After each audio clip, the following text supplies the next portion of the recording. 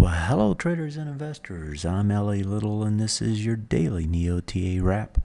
We take a look at these markets. We're doing it from a neoclassical perspective. That means each time we're asking ourselves, where's the supply, where's the demand on the charts? And we use that information to make wiser decisions about what to do. Come to you 4 times a week, every Monday through Thursday. It's broadcast at or before 10 o'clock Eastern Time, archived on YouTube, and it's on every channel, L.A. Little. And if you want to subscribe to the show and you haven't, just reach up in the right-hand corner and do so. Anytime I push content, you will get a notification. As far as these markets and what happened, let's look at the numbers here. A little bit of a pullback again on the S&P, slightly yesterday, slightly again today. Dow actually goes down a little bit as well. Russell's flat. NASDAQ was the one leading the day, and it's the big cap techs, right? Now they look cheap, so we come in and we buy some. Up 0.5%. Dollar pushing up to the top of the range. Again, this isn't going to kill the market, but it will slow it down if it starts to leg even higher. In other words, it starts breaking out.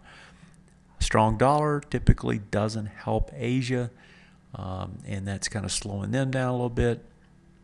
What we've noticed in Europe was a little bit of a pullback finally. It's kind of interesting now. The Swiss market is the one that's the strongest. And part of that is the currency in Switzerland coming back down finally. Bonds up today, finally getting a decent bounce. Oil down again. Silver and gold, they can't move. I talked about them last night. Folks, go where it's easy. Don't make the hard trades. Trading's hard enough. You don't need to make hard trades and make it even harder. S&P 500, the volumes are coming in late today. You got a little doji up here at the top. He's going to try again tomorrow. He's going to try to get to the top of this bar. It's 2182. It's over that area that I talked about already last night. And so, you've pulled over this area here. And actually, let's get the right tools if we're going to try to draw. We pulled over that area, and now that we have, an attempt to actually trade this thing higher. First thing for that to happen is to get over here, go over to that swing point high, and then the higher high that's just slightly above it. You can see it better if we pull over the weekly. You got this swing point high. It's up there, 21.9381. We're going to get there. I mean, you get this kind of move, you're going to get there. Now, you can get a pullback before it. Everybody's hoping you do. That's why the market won't pull back, because everybody keeps buying any little dip that they get. But right now, the market has done what it had to do on a long-term basis. And if we look at that long-term basis, right, the key is can you hold this higher range, right? And you could draw it several ways. There was a range up into here, and then it spread down, right? It became a big one. But the key was, can you hold that range? It tested into it, tried, and back up. And so if you get over this and you start making new highs, right, then you can leg even higher. With all the stimulus that everybody thinks that Donald Trump's bringing with him, maybe that Keynesian factor is going to kick in and cause inflation and growth to take off. I'm not sure if I believe that, but I know that's what the thinking is, and that's why you're seeing the kind of moves that we're seeing so compressed and so fast. If we look at the SPY, just to give us a sense of the volume here, volume tails off again today. It's just it's dying up here.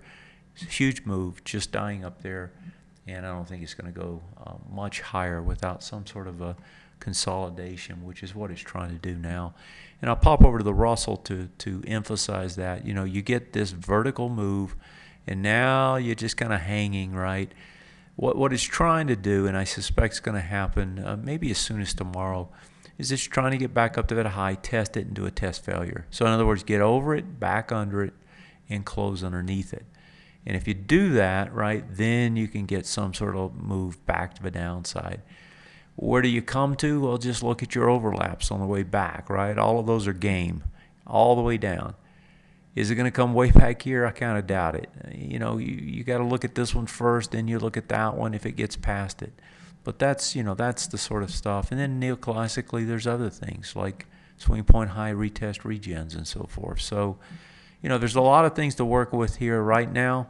You got a very sticky market, and it's probably going to try and stay that way because anybody that missed that move is trying to get in.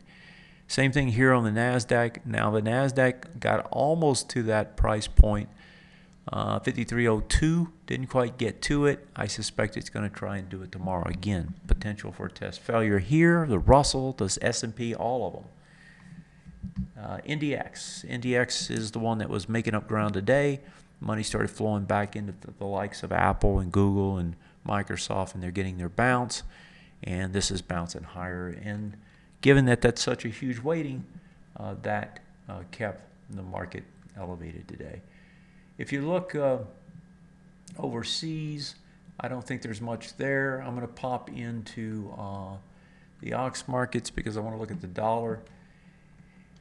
And if we pop up the dollar here, so the dollar, has been on a tremendous run again. You get the big spike up off of Trump, and you continue scaling higher. If you look at it on the weekly, right, it's coming up. It actually got over on the weekly here. The big gap up now is over this breakdown bar's top, right, which says this thing can scale to the next one, which is the actual high up here, and that's where it's trying to go now. That's not very much farther. You can certainly get there. 26.14. You're traded up to 26 today, so we're talking about less than 0.5%. If we pop down to the monthly, and we look at it, that's the 26.14 number, and then the ultimate high up here that actually has volume on it is 26.50. So again, we're still in the range. This is a large range, and as long as the range holds and we don't get some sort of a huge breakout, then this market's not going to panic at this particular point in time. So you can make it all the way up to here and still be fine. At some point, and if it continues to lag higher and just go straight up there, I suspect you're going to get some sort of a retrace, some sort of a retest regen off of this if that happens. Because it would be within 6 bars, you can test the bottom. And so if we take that number, that's 25.27. And so you could see, what I think may start to shape up here, and I'll draw this one more time, is you could see this kind of an area take shape, right, to where the bottom of this bar, the swing point highs bottom right there, ends up being the halfway mark in the bigger range. And so now you start trading this range, eventually setting up to take it even higher. And so that's the way this thing is setting up. As long as it plays inside this range for a while, I don't think it's going to do anything to this market on a bad note. If you look over at some of the currencies that are benefiting in the sense that they're getting cheaper, and that's helping their stock markets, look at the FXE. You can see the push to the downside coming after that big low. If you look at Switzerland, which has also benefited most recently, Switzerland doing the same thing, right? Underneath its low, bring it to the weekly, and you can see it's coming after its lows as well. So you're getting benefits elsewhere. Last night I talked about gold. I don't think there's really anything here. Today it gets over back under. It can't even get back up to the swing point low yet. Don't waste your time on this at this particular point in time. There'll be a time again for it. It's just not now. So there's other places to go. Last night I talked also about the shippers. And that momentum madness just continued today. That's the way these things run, right? You probably had some big shorts in this, and you start legging this thing higher, and then you really scale out. Notice that you're getting the selling at the end. This thing has run, I don't know what the percentage is here. My God, what is this? Went from 475 to, are you kidding me, $73? That's pretty insane, folks. A lot of money made and lost in 4 days.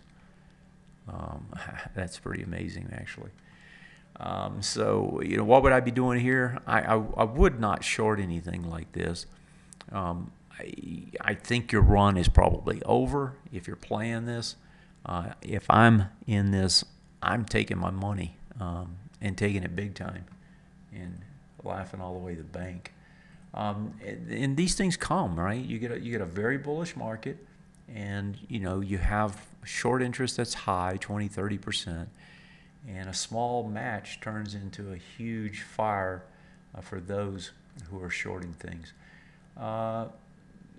There was a question on, where was it? On this one, I believe, SHIP. And the question was, is this going to continue?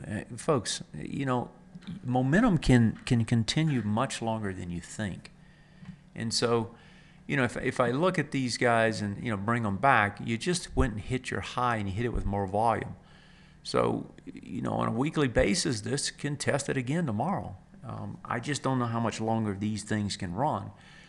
When you get, huge percentage moves, like this week is already 227% on this one.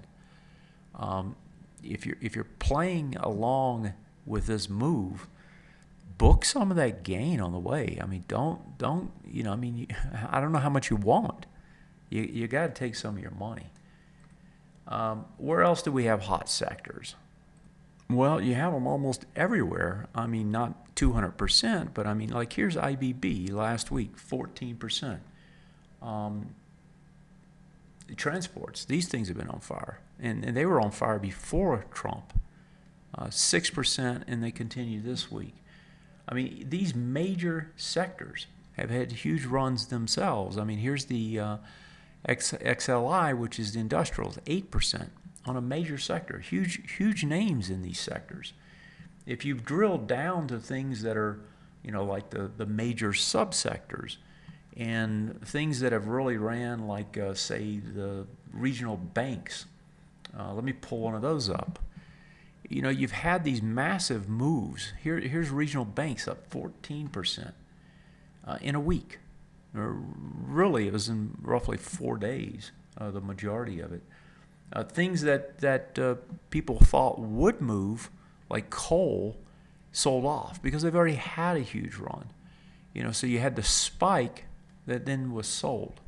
And so, a lot of things, and that was the same thing with the large cap technology. I mean, I was in those and they got sold off.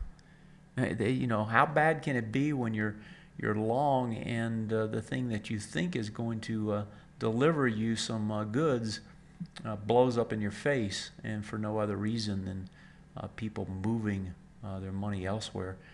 I was looking for one more. Where was it? Airlines, jets.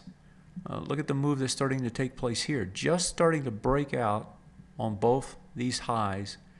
And this, though, I don't know if you want to chase this either. Here's the daily. Look at the move up. You got volume up there. What I'm telling members is get your retraces, right? Let these things retrace. And you have to go in and figure out where that retrace is going to come back to, but they're going to give you a little bit better of an entry. And once they do, every one of these are going to set up these huge ABCD structures. Let's just say it comes back this deep. Even that deep makes a huge ABCD. And that's because the moves are vast already. The move here was 6% and now 3%, so that's 9% in 2 weeks. The pullback is going to give you a nice trade. If you look at this, the deep, if you're using neoclassical, you got a swing point high. There's the retest regen, and I know this isn't normal times. These things are going to be extremely sticky. You usually can expect it to come back to the lower third if it comes back and does a retest regen immediately. And so if this holds the breakout this week, you would expect some sort of a retrace into this area. Again, that area is about $25. And so if I go back to the daily chart, and let me grab that daily chart again, then you can see where $25 ends up on the daily. And that 25 is about that area that I was showing on that pullback. You get that kind of a move back in, right? That's a place where you can go long. You'll see it over and over. Almost all these charts look exactly the same. So go find your spots, either in your indexes, your sectors, your individual stocks if you want. If you want to play the momentum guys, You know, there's scans you can do each morning. Go find them right now. They're going to be hot for a while, but then they'll cool off again. All right, what do I think is going to happen? You're probably going to get those tests and potentially failures tomorrow.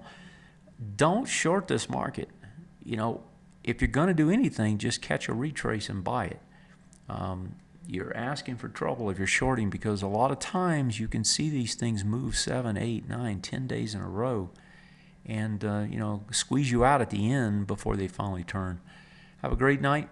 And we get some news in the morning, some data in the morning that might move the markets.